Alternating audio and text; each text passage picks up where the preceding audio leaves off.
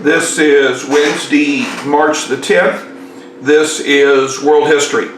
A reminder that tomorrow we will have our quiz. The quiz will be composed of 10 true and false, 10 multiple choice, 2 essays, total 25 points.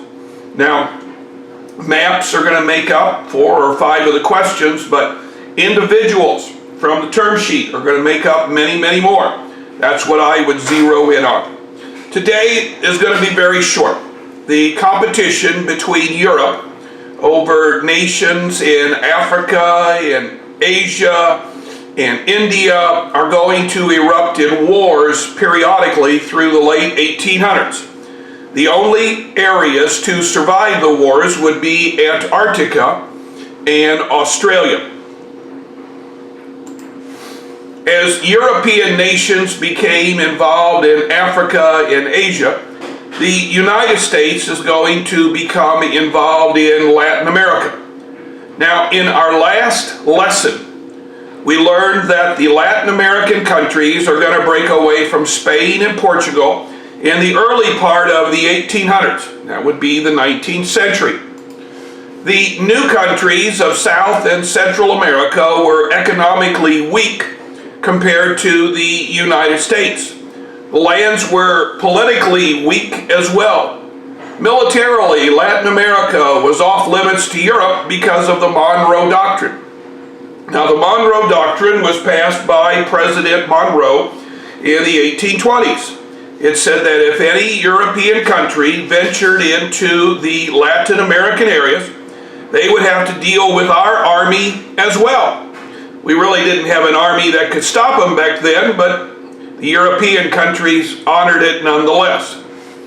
After the American Civil War, this would be in the 1870s, business opportunities by Americans saw Latin America as a place for raw materials. They saw them as customers for American-made goods. We're going to hear about sugar plantations in Cuba, fruit plantations in Nicaragua, and the surrounding countryside.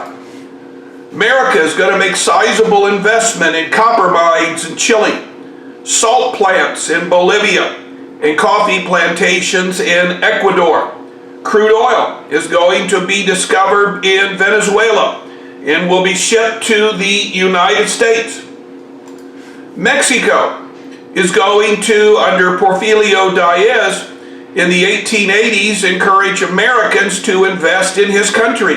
And Americans will invest over $1 billion. Imagine how much that would be in today's money.